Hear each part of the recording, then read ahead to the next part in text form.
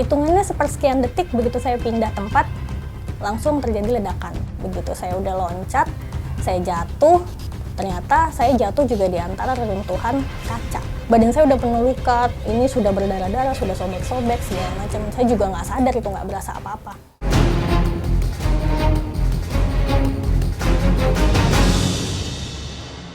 Nama saya Didia Noviana Rifani, biasa dipanggil Dina atau Andin. Saya lahir di Jakarta, saya adalah salah satu penyintas dari korban bom Tamrin 2016.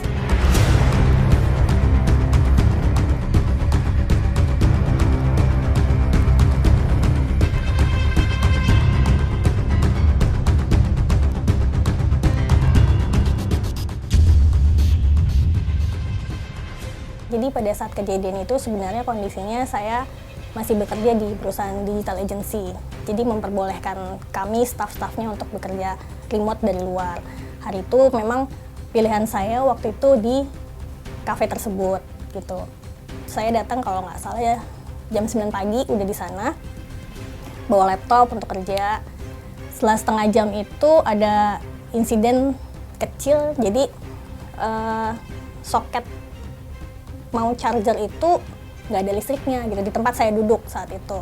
Akhirnya saya pindah tempat ke satu meja di depannya untuk mulai bekerja. Saya angkat tas saya angkat minuman saya angkat laptop saya. Hitungannya sepersekian detik begitu saya pindah tempat, langsung terjadi ledakan.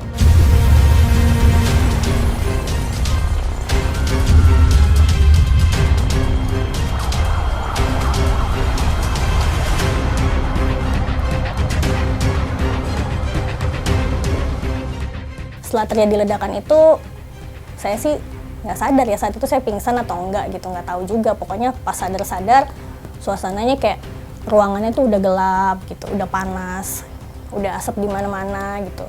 Kondisi saya juga saat itu kayak udah ketimpa reruntuhan plafon atau apalah gitu, saya nggak tahu juga. Pas saya coba rasa-rasain badan saya ini masih utuh apa enggak, karena saya nggak bisa ngerasain apa-apa kan. Di situ dengan kondisi yang sangat amat lemes, saya mencoba keluar dari tempat itu. Akhirnya saya menemukan jendela. Di situ saya loncat keluar lewat jendela. Saya pikir jendelanya saat itu rendah karena dari dalam itu kelihatannya cuma kayak sepersekian, nggak sampai 1 meter lah gitu. Ternyata pas saya loncat, ya lumayan ya, ternyata mungkin hampir 2 meter kalau dihitung-hitung. Usaha saya waktu itu menyelamatkan diri, berusaha untuk loncat melalui jendela yang sebelah situ. Jadi dari dalam saya loncat keluar. Setelah itu saya sempat stuck di situ diam untuk mencari bantuan dan lain-lain. Tapi saya lihat di sini suasananya saat itu sudah sangat chaos. Jadi saya mencari bantuan ke depan di sebelah sana. Disitulah orang-orang menolong saya dan saya dibawa ke rumah sakit dengan menggunakan taksi.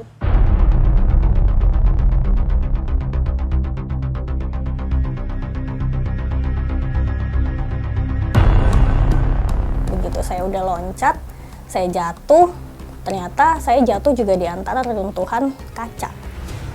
Jadi ya udah, tangan, kaki semua udah, isinya semua udah pecahan kaca semua gitu. Begitu saya bangun, ternyata saya mendengar ledakan kedua. Ledakan kedua yang berasal dari pos polisi saat itu.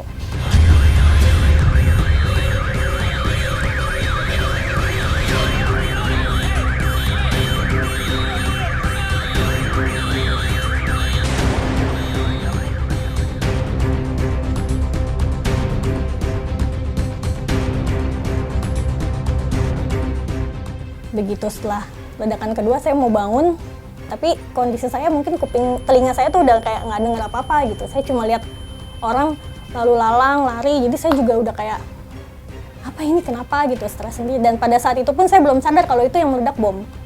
Saya dibawa ke rumah sakit menggunakan taksi. Rumah sakit terdekat itu rumah sakit Bersalin saat itu, di EPK Mandiri. Akhirnya saya dibawa ke rumah sakit Bersalin karena kami berpikir di sana UGD itu pasti bisa melakukan pertolongan pertama untuk apapun itu. Di situ pun saya nggak sadar kalau saya ternyata badan saya udah penuh luka, ini sudah berdarah-darah, sudah sobek-sobek segala macam. Saya juga nggak sadar itu, nggak berasa apa-apa.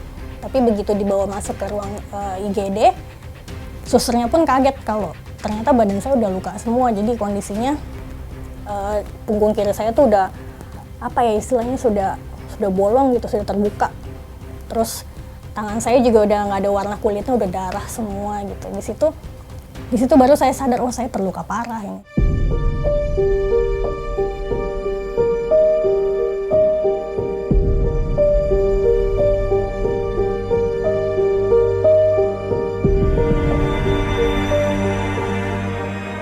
Akhirnya saya inisiatif untuk menghubungi keluarga. Tapi pada saat itu kondisinya saya nggak bawa apa-apa dari kafe tersebut. Saya cuma bawa badan aja, jadi semua handphone, laptop, tas saya tertinggal di sana semua. Saya inisiatif untuk minta tolong pinjem handphone suster. Saat itu saya hubungin kerabat saya nggak hubungin orang rumah karena saya takut orang tua saya dan keluarga saya kaget. Saya hubungin kerabat saya. Kita kontak, saya kasih tahu, saya infokan kalau saya terkena luka, saya berada di rumah sakit. Tapi kondisi saya sedang saat itu, saya nggak kasih tahu saya di rumah sakit mana. Alhamdulillah yang nemuin saya kakak saya di rumah sakit tersebut. Soalnya pada saat saya ketemu kakak itu, saya kondisinya sedang dioperasi. Nah, jadi lagi dalam tahap operasi. Saya juga dengar waktu itu kakak saya menerobos masuk UGD, dia agak sedikit bersetegang sama security karena nggak boleh masuk. Saya cuma dengar kakak saya mau lihat adik saya pak. Saya mau lihat adik saya pak.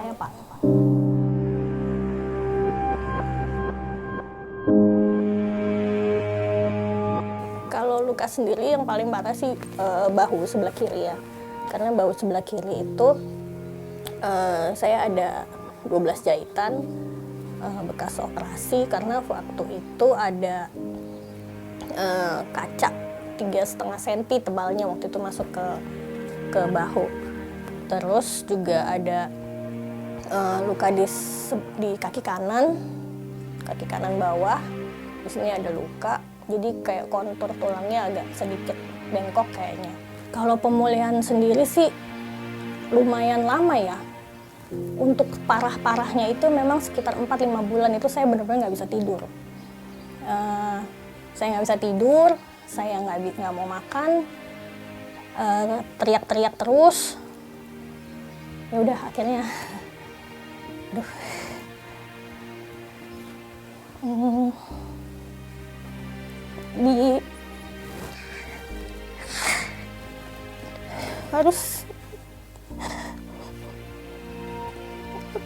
harus dibantu sama psikiater sama psikolog karena saya nggak bisa tidur gitu, saya nggak bisa makan, saya nggak bisa respon lingkungan sekitar gitu. Yang ada cuma rasa takut aja gitu. Dan selama 4 bulan itu juga kan telinga saya yang kiri itu nggak pernah berhenti berdengung gitu. Jadi saya juga nggak bisa tidur, saya udah kayak orang gila gitu. Saya dengar ada sendok jatuh aja saya bisa teriak. Saya dengar orang ngomong aja saya bisa teriak gitu. Diajak ngomong juga saya nggak nyambung gitu. Saat itu doa saya nggak banyak, doa saya cuma satu. Saya minta, ya Allah saya mau tidur. Saya nggak bisa tidur soalnya. Saya nggak minta banyak-banyak, sudah saya bilang, ya Allah saya nggak minta banyak. Saya ikhlas tapi saya minta satu aja, tolong kabulin, saya cuma mau tidur.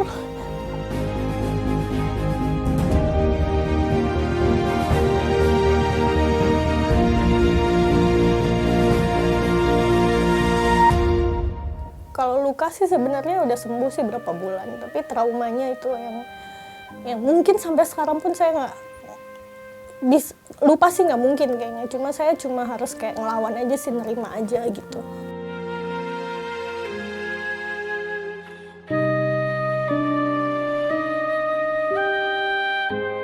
Keluarga sih, orang tua yang 24 jam nggak ada istirahatnya. 24 jam benar-benar ada di samping saya. Justru itu yang bikin saya jadi kayak semangat, saya harus sembuh, saya nggak bisa ngerepotin keluarga saya terus yang 24 jam harus di samping saya gitu. Bahkan tidur pun saya harus sama mereka gitu. Jadi saya nggak kuat rasanya ngomongnya, ngelihat anak saya ya. Dia tuh kayak orang ketakutan, badannya gemeter. Paling saya deket dia selalu bilang, kamu harus kuat, kamu punya agama, semua ini kehendak Allah. Saya bilang, kamu harus kuat, kamu harus lawan. Nggak ada yang nggak mungkin kalau Allah berkehendak. Itu terus saya kasih dia semangat, terus semangat. Dukungan dari kakaknya, keluarga. Dan saya terus menerus dari hari ke hari sampai dari jam ke jam. Itu terus saya kasih dia bangkit semangat. Saya nggak mau seperti ini. Saya percaya sama Allah. Apa yang sudah dikehendaki Allah itu pasti akan terjadi. Dan saya hanya bisa berdoa pada Allah, semoga anak saya diberi perlindungan. Itu aja. Jadi akhirnya hati saya jadi tenang.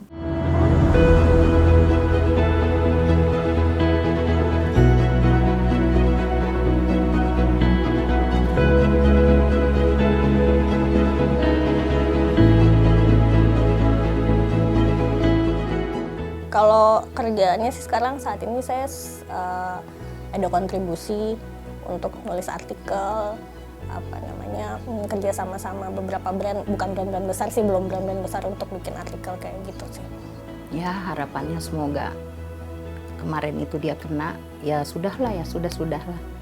Kita lihat ke depan bagaimana, semoga dia bisa pulih dan bekerja dan berkarya seperti semula lagi.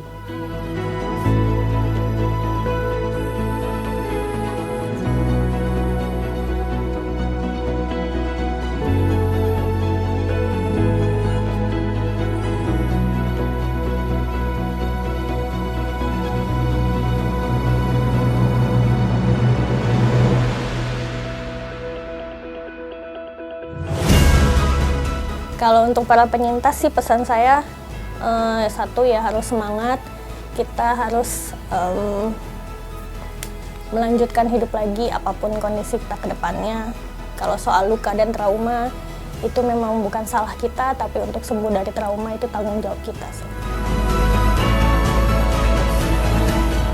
Pesan damai untuk Indonesia, semoga ke depannya Indonesia juga semakin damai, dan untuk kita sebagai warga Indonesia juga terbebas dari paham-paham radikal, dan yang terpenting adalah saya orang Islam, saya bukan teroris, Islam juga bukan teroris.